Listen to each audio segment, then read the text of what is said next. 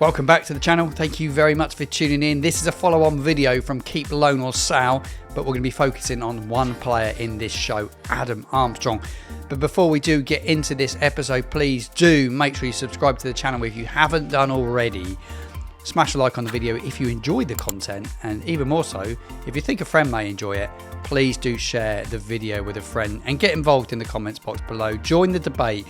I want your opinions as well. This is more than just a fan channel. I want you guys involved as well. I want you guys to get involved in the comments box below and join the community that we are building here on the Football Martin channel. And a player I want to speak about today is Adam Armstrong. I put this out on my social media across other platforms the last couple of days, and I thought I want to bring it here to my YouTube channel because I thought it was an interesting topic. And I wanted to get people's opinions on it, whether you keep Adam Armstrong next season, yes or no. It's a follow-on video to, like I say, the Keep, Loan or Sell that I did a couple of weeks ago. Make sure you do go check that out. I went across the whole Southampton squad, and Adam Armstrong was a player I said I would keep. But I want to go into a bit more detail in this video as to why. I've got his statistics. I've done some digging, and I think it's important to look at it. And I'm going to share that with you here in today's video. Why would you let Adam Armstrong go? Sign a 2-year contract in the summer to stay at the football club. Pivotal last season. And when I put this out on my social media a few days ago on another platform, and they were like, yeah, get rid of him. We don't need him. Why? The guy scored a shed load of goals last season. He was magnificent. And without Adam Armstrong, we wouldn't have got promoted to the Premier League. He was brilliant. Not just in the playoffs, but he was brilliant in the run to it as well. I just thought, yeah, he's that's his level. And someone said, well, he's not good enough for the Premier League. He's not a Premier League striker. We are not in the Premier League next season. We're in the Championship. And he scores goals in the Championship. We need players next season that are going to deliver in the Championship. And we're not going to attract players that are Premiership quality, Premier League quality, to come and play in the Championship probably anyway. So let's look at the here and now. And I think this is something we didn't do when we got to the Premier League. We didn't look at the here and the now. Right, we're in the Premier League now. We're a Premier League club.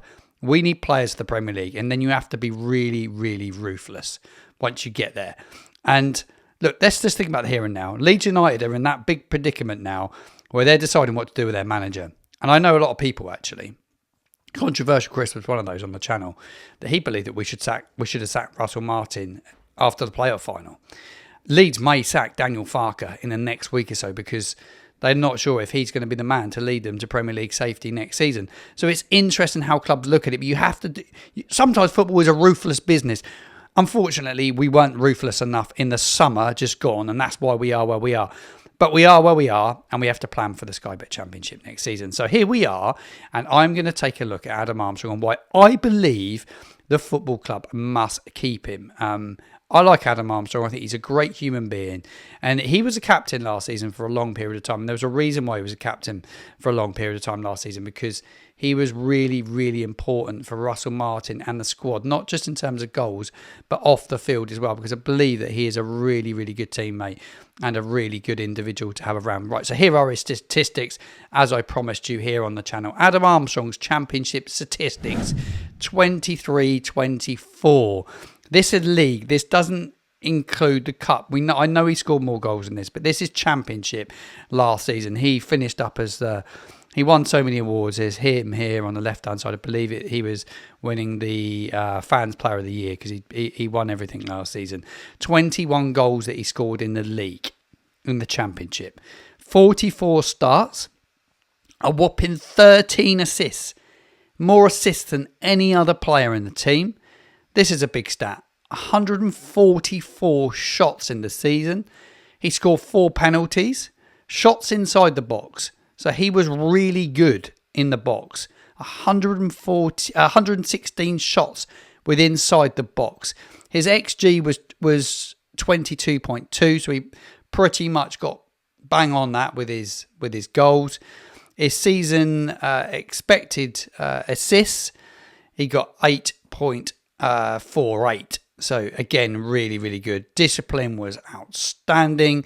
Just a 1 yellow card. He didn't get sent off in the whole of the season neither. So in terms of his statistics, he was solid. The stats are from FOTMOB, and you can go look at his statistics for different seasons. So really good resource for anybody that wants to look into a player. But they suggest to me that he was so important for so many reasons. And you look at the goals he scored, 44 starts, and the assists were just insane. So all in all, Adam Armstrong's statistics last season for Russell Martin were superb, and he was confident, and he got goals early in the season, and I think he flew. I think the problem he's probably had this season is he's gone into the Premier League where he's probably not as comfortable, and he probably had a few doubts himself about playing in the Premier League. I don't think there's any doubt about that. I think he was doubting it himself, and you would do when you'd had two really tough spells under other managers in the division, and he really struggled to score enough goals. Scored that wonderful goal on his debut at Goodison Park, and really struggled after that. Scored the one against Aston Villa in that first season. I don't think he scored again, but ended up out of the side a lot. But I think where we are next season, I think he'd be really, really important. And a lot of people will say, oh, well, Martin, he's not done that well at West Bromwich Albion. He's gone out on loan. He's gone out on loan to a side that really struggled. They've sacked their manager with a few weeks of the season to go as well. Tony Mowbray's been sacked there. Come in, he's hardly had any time there. Why they've got rid of him so early, I'm not sure. I haven't looked into the reasons why, but obviously results haven't been good enough. They probably weren't in the playoffs, and they're nowhere near it. Well, Armour went out to West Bromwich Albion, as we know, in January. It was a deadline day deal, and he has played a fair bit of game time there. He's had 11 starts in the league. These are championship statistics. He's only scored 3 goals. One of those has come from the spot. He's had no assists. He's had 23 shots. His XG is 2.56, so he's outscored his XG. His expected assists, 0.31, and he's created 3 chances, so he's outdone that as well. But that's his statistics. Yeah, he's not been anywhere near to the level he was at Southampton, but this is the side that's really struggled under Tony Mowbray, like really, really struggled. Armour knew Tony Mowbray from his time at Blackburn Rovers, so they knew each other. Yeah, look, his statistics are not as good there, but it's difficult when a side's not been doing well, and they haven't done well. A change of manager there, that's just not worked out. So there's lots of reasons. I don't think you can judge him on a really short time and say, well, he's not going to be any good for Southampton next season in the Championship because of those stats. Look, if we want somebody to score goals next season, I think it's going to be fine. We're going to find it very difficult to go out and find somebody like this ready available that we can bring in and sign to come and score those sort of goals and hit those numbers. I think he's really important. We keep him. He's a must keep in the squad, whatever happens. Whether he wants to be a bit part player, whether he's going to have the hunger to come back to us is a big question. Will he have the hunger to come back and play for us? End of the day, he signed a 2-year contract in the summer. So really and truly, if we want to keep him, we can keep him because he's our player. He's in budget. In terms of wages, I would think they would have all that sussed out when they redone his deal, because they would have known that we could potentially get relegated anyway. So I think all in all, a must keep for Southampton Football Club this summer. Give me your thoughts in the comments box below on that one. I think it's a very, very important one. While we're creating some content here today on the channel, may as well touch on a little bit of Saints news. And I did want to touch upon this one. Somebody out on loan, another player out on loan, which I come to it. Gavin Bazunu, the goalkeeper. He has returned to Staplewood, the Southampton training ground. And he's had some minor surgery. He got injured whilst out on loan at Standard Liège. He is expected to recover in time for pre-season, but he is back at the football club.